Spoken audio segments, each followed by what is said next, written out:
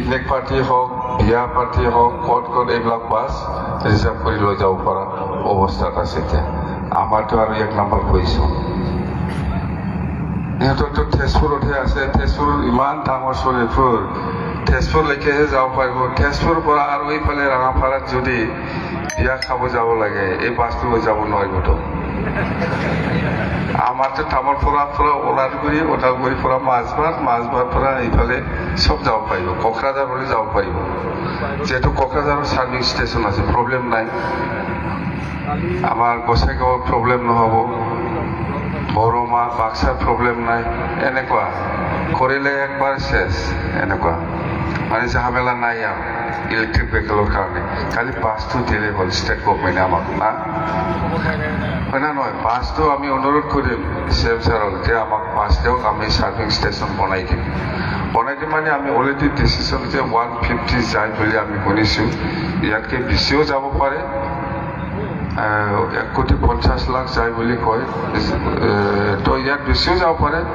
কিন্তু আমি অলৰেডি এল'কেশ্যন কৰিছে 2026-27 যিটো SOP যিটো পাম 6টা ষ্টেচনৰ কাৰণে। হ'বতো না? বেয়া নহয়, আমিও তলত থাকিব নালাগে, হয় না নহয়? এইফালে আমি আৰু কি কৰিছে এল'কেশ্যন ওদালগুৰিত আমাৰতো সৰু হ'ব, 2,000 মানুহৰ কেপাচিটি। নীলেশ্বৰ ব্ৰহ্ম, জৱাহৰলাল নীলেশ্বৰ ব্ৰহ্ম অডিটৰিয়াম হল 30 কোটিৰ আমি এই পইচাটো কিন্তু আমাৰ নহয় যে, এই পইচাটো প্ৰমোদ বড়োৰ আছিল, এইটোকে আমি দি দিছে। খাই পেলাই চেছ কৰিব পৰা নাই, আছে পইচা কিছু। এই পইচাটো আমি দি দিছে ওদালগুৰিত জৱাহৰলাল নীলেশ্বৰ ব্ৰহ্মৰ অডিটৰিয়াম হল। 2,000 মান কেপাচিটি হ'ব লাগে, 30 কোটি টকা দি। এইটো আমাৰ দিনৰ পইচা নহয়, কিন্তু মই কৈছোঁ এইটো প্ৰমোদ বড়োৰ দিনৰ পইচা। খাব চেষ্টা কৰিছিল, বেচৰা চব পৰা নাই। এইবিলাক পইচা আৰ কি। আৰু একটা আমি এই যে এইটো মিনি সেক্রেটারিয়েট পয়সা 150 কোটি ধরছি আমি, এটাও প্রমোদ বড়োর পয়সা, আমার পয়সা নয়। ওদালগুৰিত 150 কোটি। তাৰমানে প্ৰমোদ বড়ো শেষ কৰিব নোৱাৰা পইচাটো আমাৰ হাতত 800 কোটি মান আছে, জানে?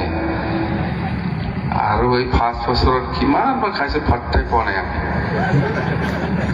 এই 800 কোটি তো আপুনি চাওক, এই পইচাটো আমি সেইদিনা এই লালফুলৰ স্পৰ্টছ একাডেমি, এইটো আমাৰ পইচা নাকি?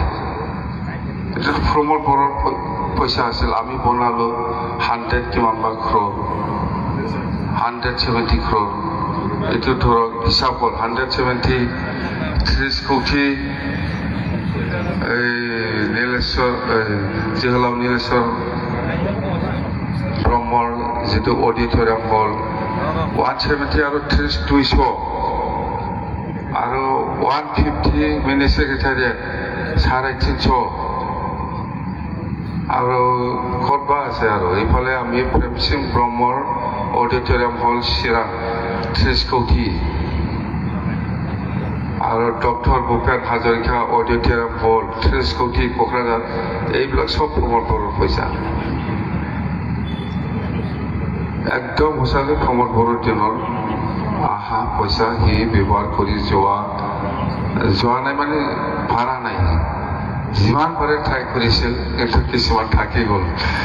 এই পইচাটো আমি এনেকুৱা ব্যৱহাৰ কৰি আছে। তো সেই আমাৰ ট্ৰান্সপৰ্ট ডিপাৰ্টমেণ্টৰ প্ৰত্যেকটা চাৰ্ভিং ষ্টেচনৰ যিটো 150 লাগে, সেইটো আমি অলৰেডি এল'কেট কৰিছে 2026-27 SOPD পইচাটো।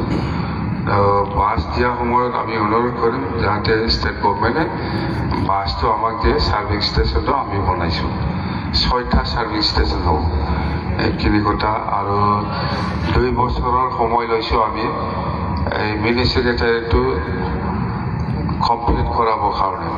আমি অতি সোনকালে আমি ফাউণ্ডেশ্যন দিম 150 ক্ৰ'ৰৰ মিনি সেক্ৰেটাৰিয়েট ওদালগুৰি।